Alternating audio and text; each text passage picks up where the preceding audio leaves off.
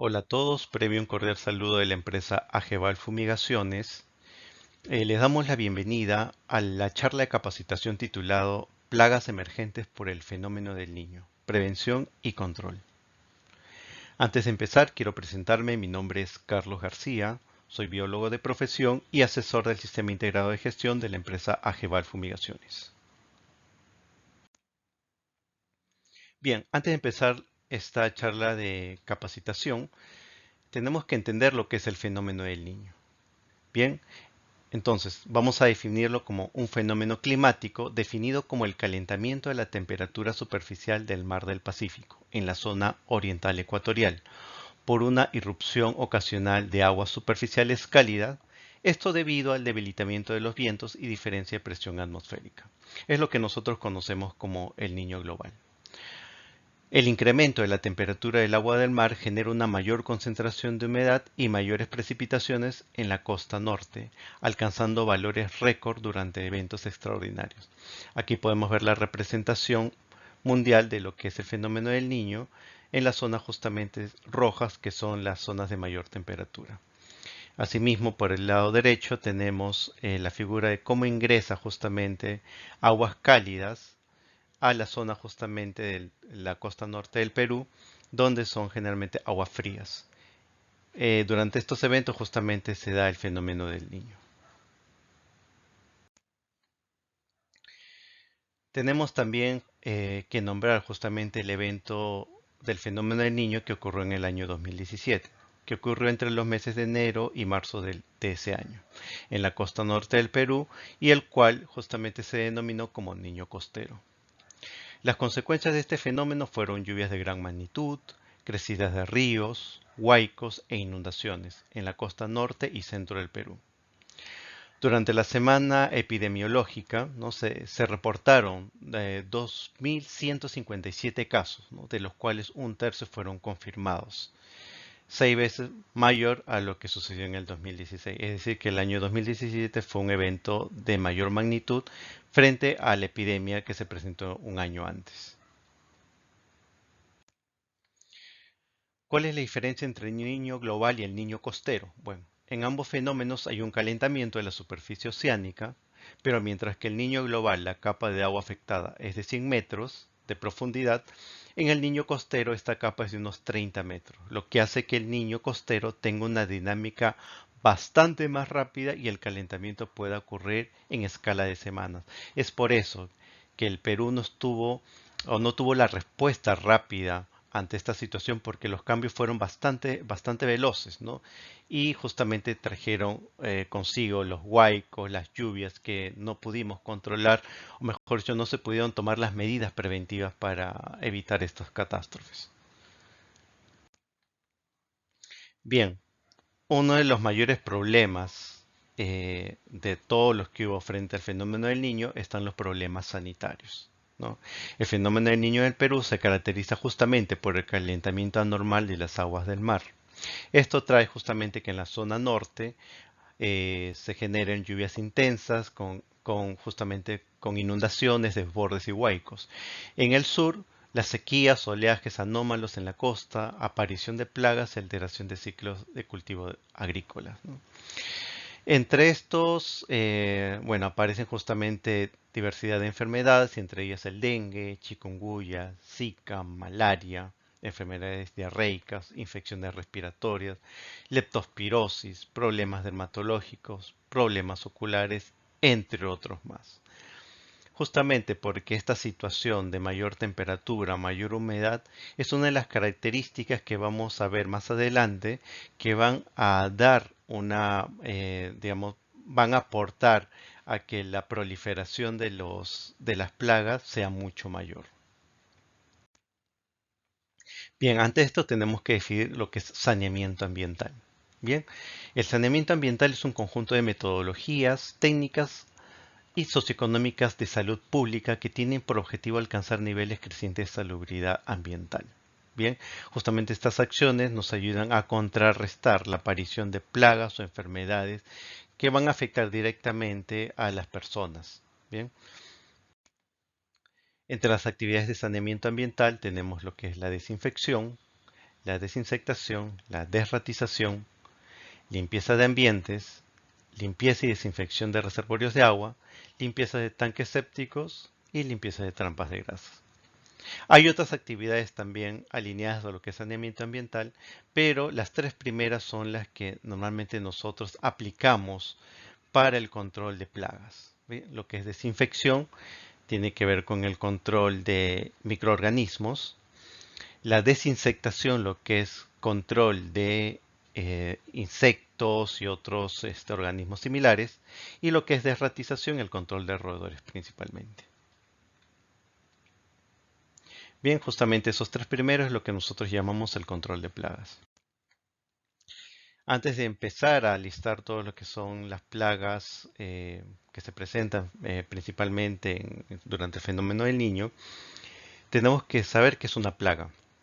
Bien, en el sentido amplio el concepto de plaga se refiere a cualquier ente biótico, biológico, que el hombre considera perjudicial a su persona o a su propiedad. Esto hay que tenerlo claro. La plaga tiene que afectar o a las personas o a su propiedad o a ambos. Bien.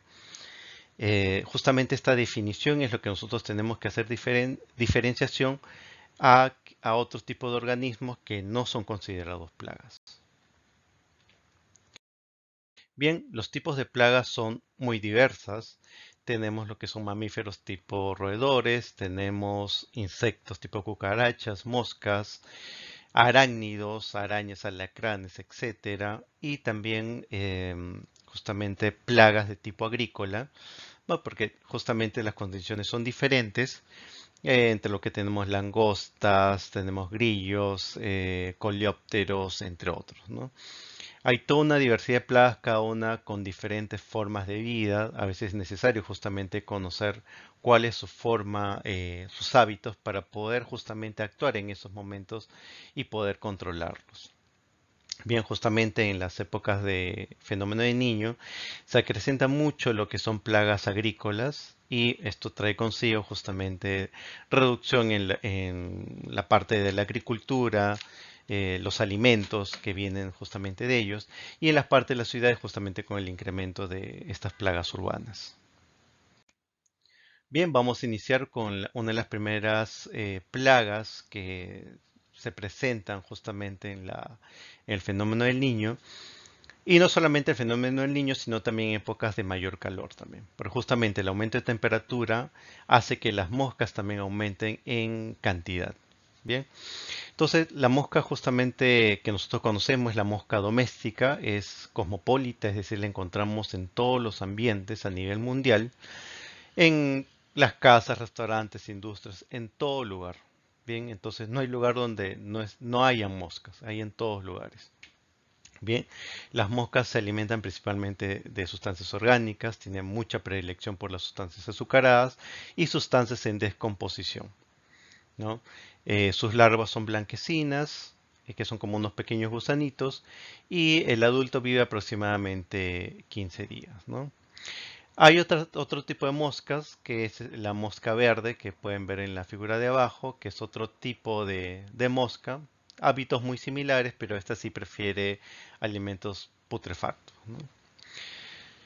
¿Por qué se nombra justamente a la mosca? Porque en los periodos de fenómeno del niño se acrecenta justamente mayor cantidad de basura, zonas donde tenemos sustancias orgánicas en descomposición que se quedan por muchos días. Esto ayuda también el agua, la humedad que hay en la zona y es lo que hace que las moscas tengan un lugar propicio para poder proliferar, ¿no? Acá nosotros vamos a ver el ciclo de vida.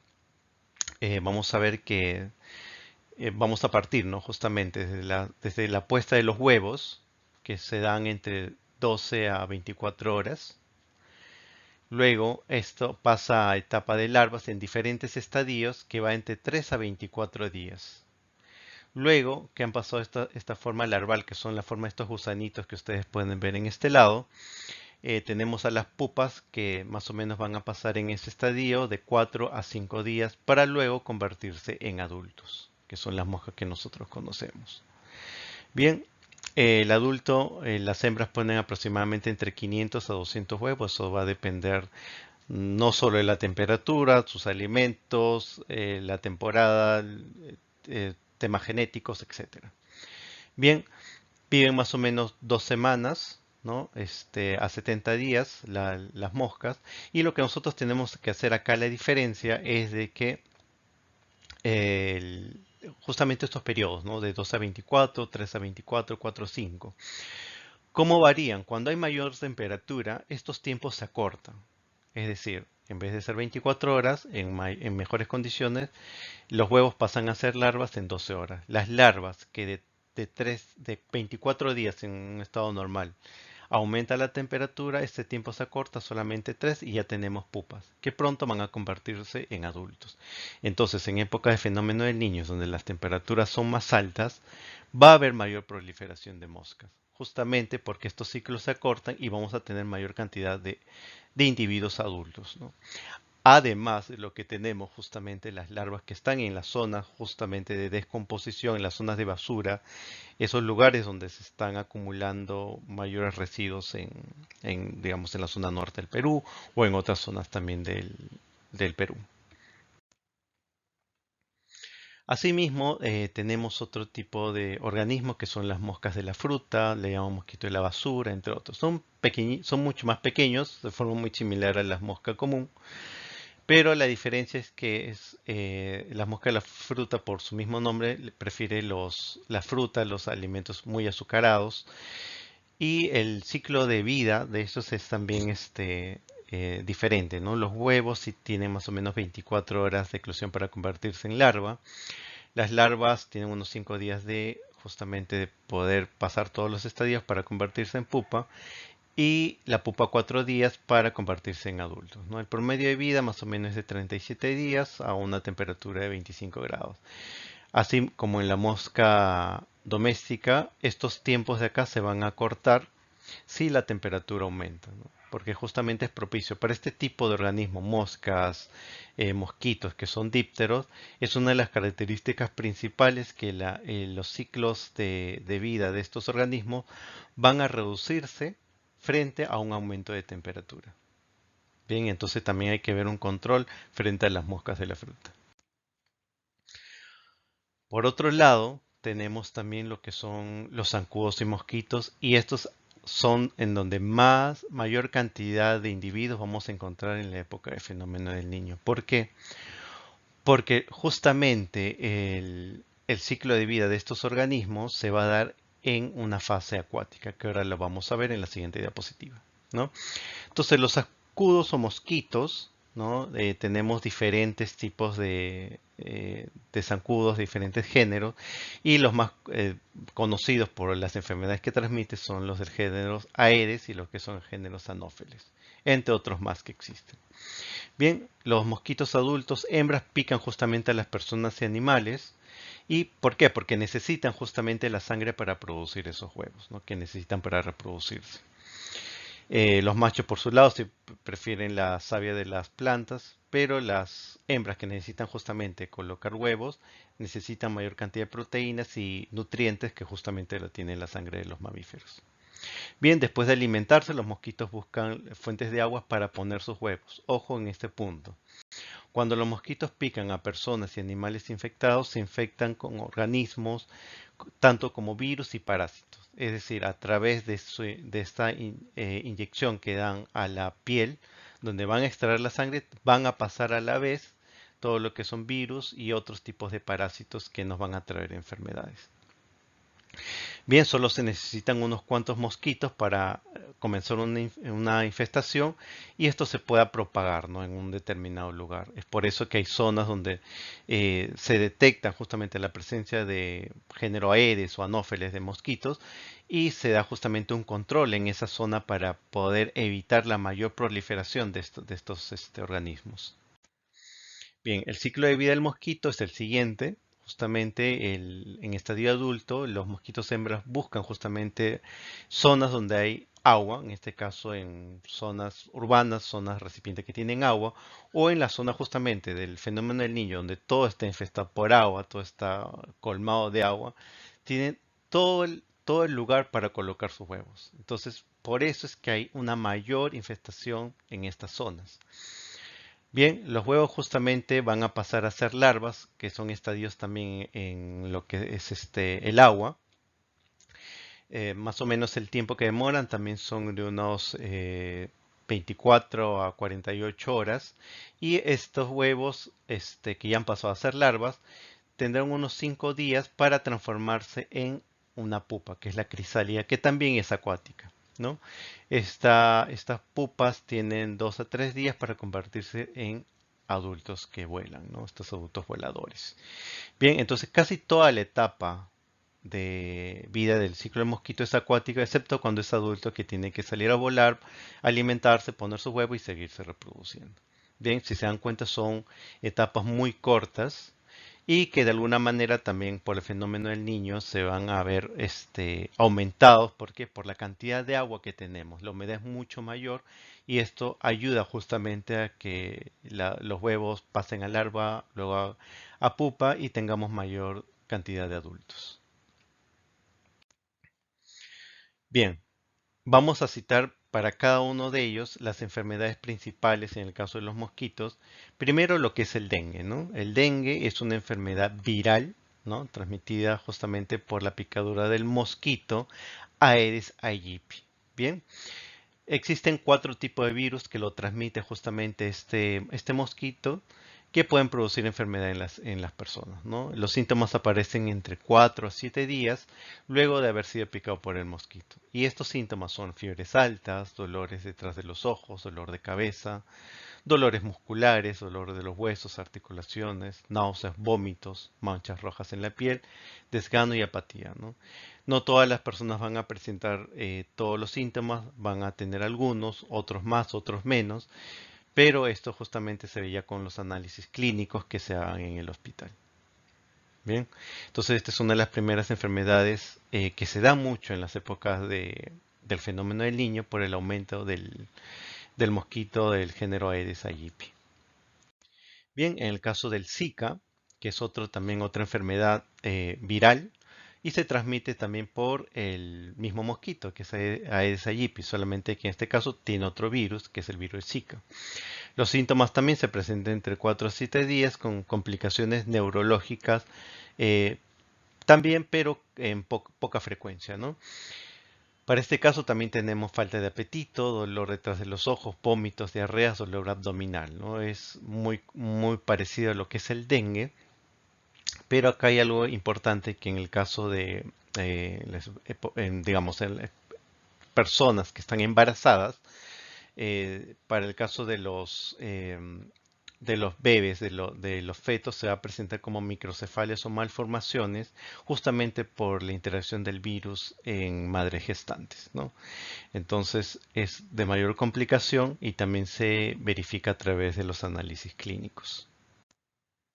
Bien, así tenemos también el chikungunya, ¿no? El chikungunya es un virus que se transmite por la picadura de los mosquitos del género Aedes aegypti y del género Aedes albopictus. Bien, los síntomas también se presentan entre 4 a 7 días aproximadamente y lo que da justamente son fiebres altas, dolores de cabeza, dolores de espalda, musculares, náuseas, vómitos, poliartritis, erupción en la piel, conjuntivitis, ¿no? En casos crónicos llega un reumatismo prolongado, fatiga, depresión, con consecuencia de deterioro de la calidad de vida, ¿no? Entonces, estas 3 enfermedades, dengue, chikungunya y zika, son muy comunes en las épocas del fenómeno del niño, el cual tenemos que hacer el control respectivo. Bien, así como hemos visto estos insectos voladores que son en la mayor cantidad moscas, mosquitos, que se proliferan justamente en épocas del fenómeno del niño, no debemos también dejar de lado a las cucarachas. Las cucarachas también por temas de temperatura van a aumentar su cantidad y esto va a traer consigo una mayor proliferación, infestación y por consiguiente enfermedades que se pueden transmitir a los alimentos y a las mismas personas. Bien, entre las cucarachas lo que nosotros tenemos que nombrar son dos principalmente, la cucaracha alemana y la cucaracha americana, ¿no? La primera es mucho más pequeña, es bastante pequeñas, se encuentran en zonas zonas de cocina, zonas de artefactos, porque prefieren las zonas calientes, a diferencia de la cucaracha americana, que sí la encontramos principalmente en zonas mucho más húmedas, que son los desagües principalmente, ¿no? En ambos casos se alimentan de restos orgánicos, tanto buenos como putrefactos. Bueno, de por sí es una molestia para las personas, ya que son justamente agentes de transmisión de enfermedades. Es por eso que verlos en tiendas, en algún lugar donde se está expendiendo alimentos, de por sí trae una mala calificación al lugar, justamente por la baja sanitización que tienen en sus establecimientos, ¿no? En el caso de la cucaracha alemana, la hembra justamente lleva su ooteca fijo al abdomen hasta que eclosionan los huevos. La ooteca justamente es como un saco de huevos que llevan, justamente acá podemos ver, que llevan las hembras durante todo el ciclo hasta que eclosionan los individuos. Por otro lado, la cucaracha americana no tiene eso, deja las ootecas en sus madrigueras y lo que sí los caracteriza es que justamente en épocas de verano de mayor temperatura tienden a volar, y es lo que a veces las personas le tienen miedo, y es porque están en época reproductiva. Acá tenemos el ciclo de vida de la cucaracha. Tenemos a diferencia de una mosca o un zancudo que tienen una metamorfosis completa porque tienen diferentes estadios. El caso de las cucarachas tienen un ciclo de vida, una metamorfosis incompleta. ¿Por qué? Porque acá no hay etapas de larvas ni eso. Acá de frente pasan de huevos a estadios ninfales, perdón, que son muy similares al individuo adulto y por lo cual a veces uno puede confundir, ¿no? De que son otros tipos de cucaracha cuando en realidad solamente es el individuo más juvenil, ¿no? Bien, en este caso, las hembras no sueltan las zootecas, como les había nombrado, las zootecas son sacos de huevos, que están llenos de huevecillos, que va a diferenciar tanto entre cucaracha alemana como la americana. Pero lo más importante acá es que estas estructuras son resistentes a pesticidas. Es por eso que cuando hay un tratamiento para el control de cucarachas, tiene que hacer con una cierta temporalidad, porque si bien en una primera etapa podemos eliminar a los individuos adultos o juveniles, quedan las zootecas que en una siguiente etapa van a eclosionar y tener cucarachas. Es por eso que siempre va a ser constante el trabajo de lo que es saneamiento ambiental o fumigaciones en lo que es establecimientos para control de cucarachas, tiene que ser continuo hasta poder eliminar o reducir al nivel mínimo el tipo de infestación. Bien, en el caso de las zootecas son de 6 a 7 semanas que pasan a ser estadios ninfales. Estos estadios ninfales son aproximadamente 6, entre 8 a 13 meses, que es bastante tiempo, ¿no? Para convertirse en estadios adultos para iniciar nuevamente el ciclo. Bien, es necesario conocerlo porque de alguna manera esto nos va a ayudar a poder establecer los mecanismos eh, de control, justamente químicos o preventivos frente a lo que son las cucarachas alemanas o americanas. Tener en cuenta que estos estadios también son dependientes de la temperatura y se van a cortar también por mayor aumento de esto, ¿no? Entonces, mayor temperatura, mayor cantidad de cucarachas también. Asimismo, debemos dejar de lado a los arácnidos. Tenemos a las arañas de rincón, a los alacranes, garrapatas, que también en épocas de mayor temperatura proliferan en mayor cantidad. Si bien es cierto, a diferencia de otros organismos como moscas o mosquitos, que en épocas de fenómeno del niño son mucho mayores por el tema de la humedad, la temperatura, los arácnidos también de alguna manera se van por el tema de mayor temperatura, vamos a tener mayor cantidad de estos, y teniendo en cuenta que tanto estos diferentes arácnidos van a traer consigo enfermedades directamente a la salud de las personas por sus picaduras especialmente, ¿no? Bien, no hay que dejar de lado de que en el caso del fenómeno del niño, se va a aumentar también lo que son las plagas agrícolas, ¿no?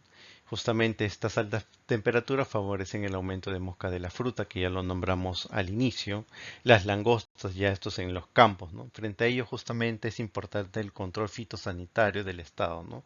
Que a través del organismo que es el SENASA va a asumir justamente importantes labores para poder tener estas actividades de prevención con los agricultores a través de capacitaciones o a través de técnicas que van justamente a ayudar a contrarrestar el impacto que tiene el fenómeno del niño con el aumento de las plagas, ¿no? Es importante saberlo porque todo es una cadena, ¿no? Si bien la zona de los agricultores va a ser afectada, esto va a traer consigo toda la cadena de valor que es hasta digamos, el usuario final que recibe justamente los alimentos. Si la primera etapa es atacada por plagas que están proliferando en mayor cantidad en época de fenómeno del niño, esto se va a traducir en menor cantidad de alimentos. Bien, no podemos dejar de lado a los roedores. ¿Por qué? Muchas veces se relaciona al fenómeno del niño como proliferación de mosquitos, insectos voladores, ¿no? Pero lo que más va a aumentar acá también son los roedores, especialmente un tipo de roedor que vamos a nombrarlos acá. Justamente, ¿no? Acá se habla ya en los medios de comunicación sobre el fenómeno del niño, la plaga de los roedores urbanos que aparecen justamente por las lluvias y la humedad, ¿no? Esto lo vamos a ver muy común, no solamente en la zona norte, sino ya a nivel de toda la costa, porque se va justamente a ver interferido el tema de la humedad y la temperatura a nivel de toda la costa peruana. Bien, un poco para hablar sobre los sentidos de los roedores, ¿no? Tienen digamos, buen sentido del oído, también el gusto, el olfato, el tacto, pero sí, con el caso de la visión, sí es bastante baja. Y eso es justamente una de las características que hace que desarrollen estos otros sentidos, principalmente lo que es el olfato y el gusto, ¿no? Y justamente utilizando estas características, estos sentidos más desarrollados, se va a justamente a tener las mejores elaboraciones en lo que son los cebos rodenticidas, que es para controlar estos organismos, ¿no? Que son los roedores. Bien, primero vamos a tratar la rata de alcantarilla, Ratus norvegicus, su nombre científico.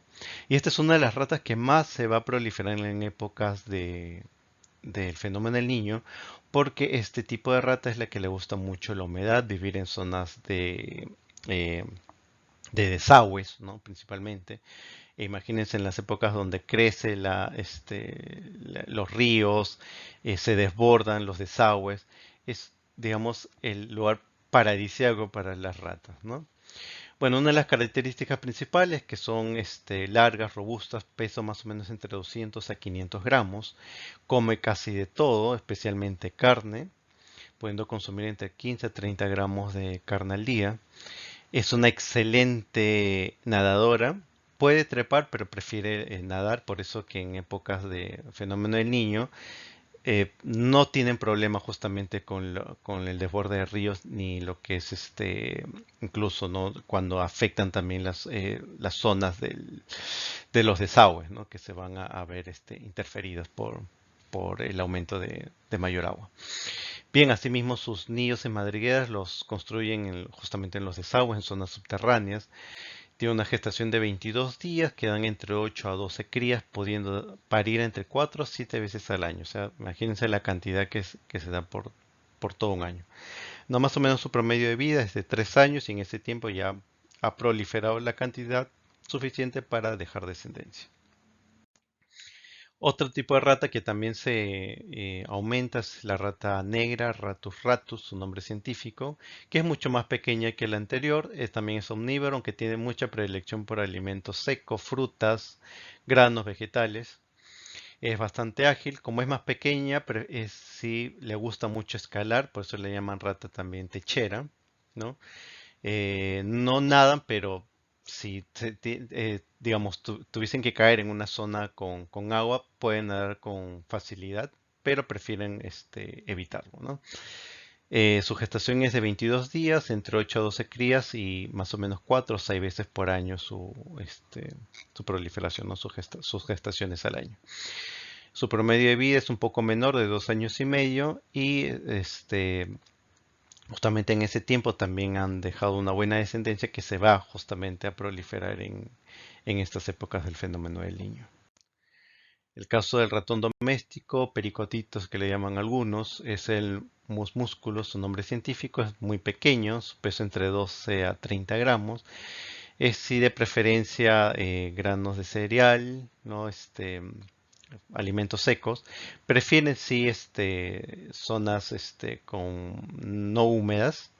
Sin embargo, justamente por el tema de mayor cantidad de residuos que hay, también aumenta la cantidad de roedores, ¿no? En este caso también de los pericotes o el ratón doméstico, ¿no? Eh, no son buenos para escalar, pero como nadadores tampoco les gusta mucho, igual que la rata negra, pero sí pueden hacerlo. O sea que no es una limitación estar abordados por agua, ¿no? Que es lo que sucede en la época del fenómeno. Su gestación es 19 días, tienen entre 5 a 8 crías y se da hasta 8 veces al año sus gestaciones. Bien, su promedio de vida si esto es solo un año, pero por la cantidad de gestaciones que tienen van a proliferar en mayor cantidad. Acá podemos ver un alimento roído por un ratón doméstico. Bien, asimismo tenemos que conocer, ¿no? Que los roedores de todos sus tipos traen enfermedades, sea por su mordedura, sea por las orinas que tienen, por sus excretas, ¿no? Y entre estas enfermedades que tenemos son el hantavirus, leptospirosis, teniasis, peste bubónica, triquinosis, taxoplasmosis, con diferente sintomatología cada una, pero justamente que son transmitidas por los roedores. Y en épocas del fenómeno del niño son las enfermedades que más se reportan en los reportes justamente epidemiológicos que se tienen, ¿no? Entonces hay que saber que durante la época del fenómeno del niño, la mayor proliferación de roedores va a traer consigo el aumento de estas enfermedades.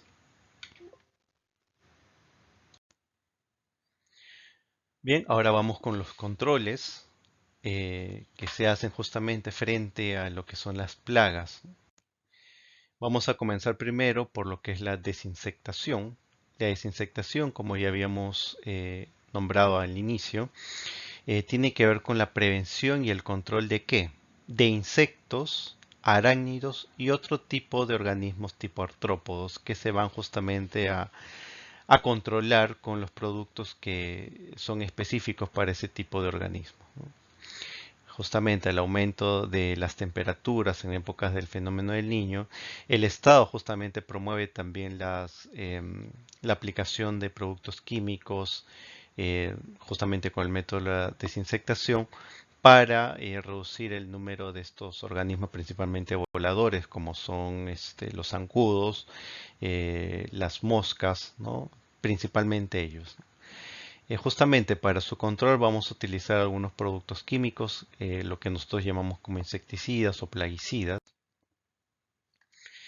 Asimismo, por el caso de la desinfección, que es otro tipo de control que nosotros tenemos justamente que entender que la desinfección es un proceso que destruye los organismos patógenos. En este caso, más que un control, se es una eliminación justamente de los organismos patógenos, que son hongos, bacterias, virus. Llamamos organismos patógenos a todos aquellos que producen enfermedades. Como ya hemos hablado, muchos de estos organismos se transmiten a través de plagas, sean roedores, sean zancudos, entre otros, justamente. Y estos microorganismos, sean hongos, bacterias o virus, van a traer enfermedades a las personas, sea a través de la vía sanguínea, sea a través de la vía oral, respiratoria, etcétera. Por eso es importante, muy aparte de hacer la desinsectación, es hacer la desinfección de los lugares donde se están aplicando estas metodologías. Por otro lado, para el caso de roedores, tenemos el proceso de lo que conocemos como desratización o control de roedores, que vamos a hacer un control, erradicación y prevención justamente de los tres tipos de roedores que se presentan, sea la rata parda, la rata negro de tejado o el ratón doméstico pericote, como lo conocemos, ¿no? A diferencia de lo que es la desinsectación y la desinfección, en el caso del control de roedores, lo que vamos a ver son un control a través de un programa. Este programa va a consistir primero en la evaluación del local, la identificación de puntos críticos justamente por los signos de presencia, sean roeduras, sean excretas de roedores, entre otros signos más, para justamente con los especialistas, ¿no?, de la empresa, en este caso Ageval, poder colocar en lugares específicos las estaciones. Estas estaciones son lugares donde se colocan cebaderos o trampas con su identificación respectiva para hacer justamente el monitoreo, que va a ser de manera frecuente. ¿Para qué? Para hacer el recebado de lo que se está colocando, es decir, la colocación del cebo, rodenticida o el veneno, la elaboración de los informes, la identificación de señales de peligro y las medidas correctivas justamente que se van a tener frente a este tipo de metodología a través del programa de control de roedores. A diferencia, ¿no?, de lo que es desinsectación o desinfección, que aplicas un producto para eliminar o erradicar un organismo, en este caso, control de roedores es todo un programa que va a consistir en días de monitoreo para ver cómo está yendo justamente el control de los roedores. Por otro lado, tenemos que justamente hacer de conocimiento qué son estos productos químicos, ¿no? Para el caso de desinfectación usamos plaguicidas o insecticidas, como tenemos en la figura de abajo.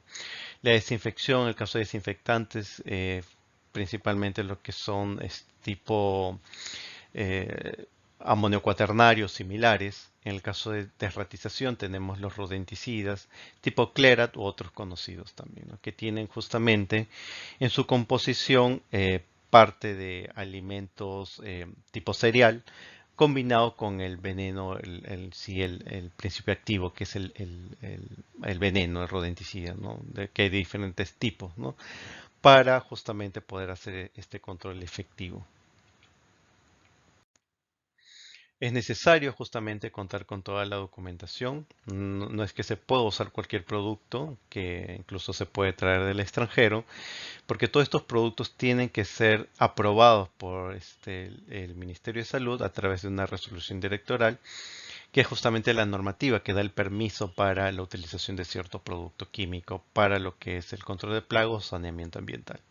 La hoja de seguridad de datos o la MCDS, que tiene todos los puntos correspondientes al manejo del producto químico utilizado, y la ficha técnica, que contiene la dosificación de acuerdo al tipo de infestación que se tenga, ¿no? Es necesario las señalizaciones en las zonas que ha habido el control, zonas donde ha sido la aplicación del desinfectante, el plaguicida, así como también el control para lo que es el programa de roedores, ¿no? Justamente bien identificados, es una jaula, es una trampa adherente, es un cebo rodenticida, porque son los diferentes métodos que se van a aplicar y es necesario ser identificados para saber cuál es el control y qué medidas se van a utilizar. Pasamos finalmente a las recomendaciones. Bien, en el caso de las recomendaciones, siempre debemos centrarnos, antes de todo control con productos químicos, es o son las acciones preventivas. En eso está el orden de limpieza, el control de pérdida de agua, el sellado de grietas, la ventilación, la iluminación de ambientes y el manejo de la basura. Con respecto al orden y limpieza, es necesario elaborar y gestionar un cronograma de limpieza y desinfección, ¿no?, que reduce justamente el riesgo de propagar enfermedades infecciosas en todo el personal. Mantener el orden de las cosas y evitar aglomeración de materiales, herramientas, productos, etcétera. ¿Por qué? Porque en este lugar es donde hay aglomeración de cosas, materiales, es el lugar propicio para que una plaga pueda proliferarse, especialmente roedores que utilizan eso como madrigueras, ¿no? La limpieza es importante porque al hacer la eliminación de residuos de comida u otros tipos de productos, también vas a eliminar justamente que hayan olores y ingresen también insectos al local. El control de pérdidas de agua. Esto es importante, ¿por qué? Porque justamente eh, el agua que se queda estancada en un lugar puede ser un lugar propicio para la proliferación de zancudo, algo que es muy común en épocas de fenómeno del niño, donde el agua se queda por varios días estancados y esas zonas son especialmente utilizadas por los zancudos para colocar sus huevos y seguir todo su proceso de vida para proliferarse e incluso también para infestar con dengue, Zika o chikungunya justamente a las personas que viven cerca.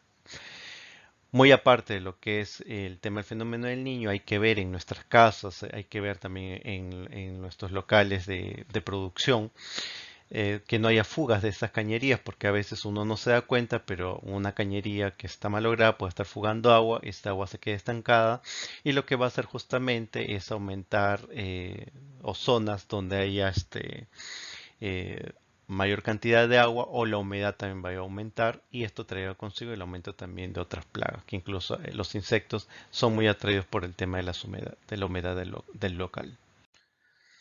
Bien, el caso el sellado, ¿no? En este caso de las grietas que pueden haber, toda plaga, especialmente los roedores, buscan cualquier tipo de grieta o agujero para introducirse en los hogares o en los negocios, ¿no?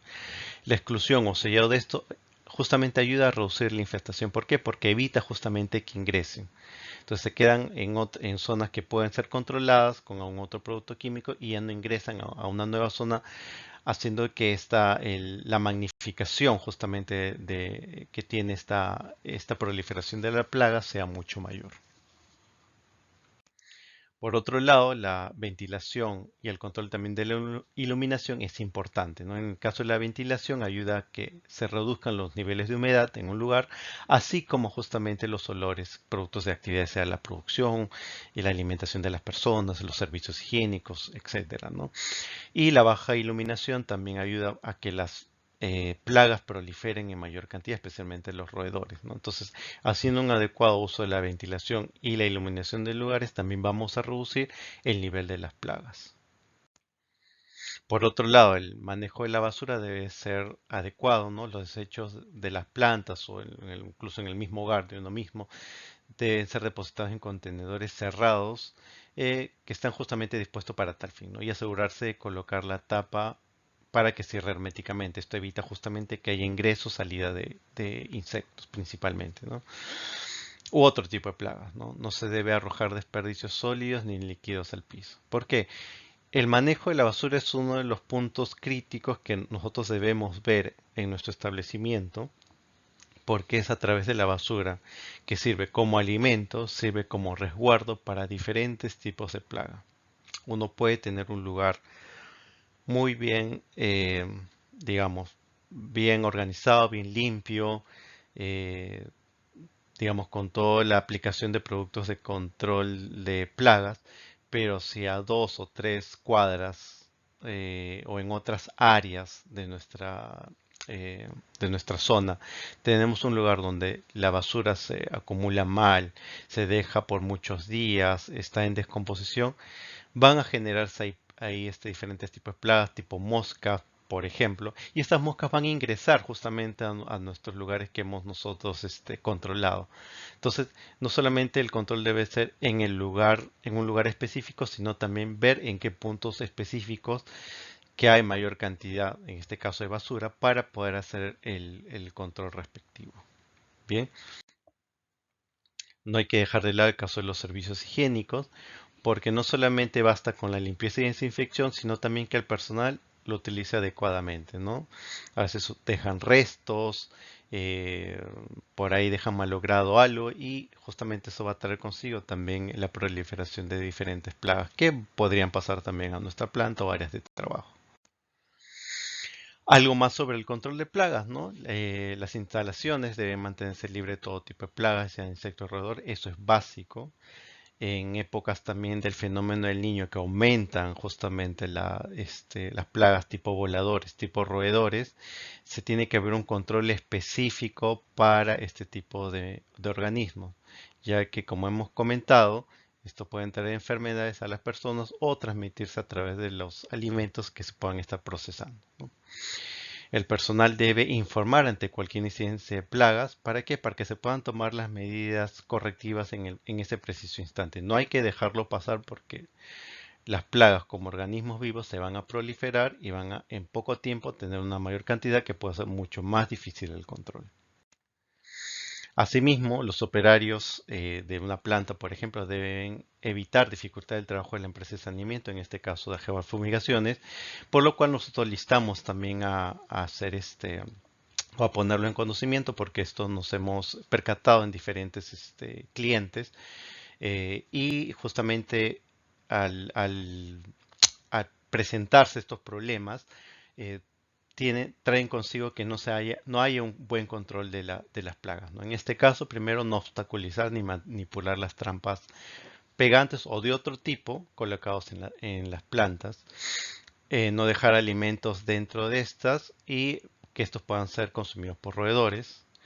Y otra forma también evitar el emposamiento de agua, ¿no? Evitar tener, digamos, recipientes con agua sin una tapa, ¿no? Ya que esto justamente es el lugar donde pueden proliferar plagas tales como los mosquitos, los zancudos que traen consigo enfermedades posteriores.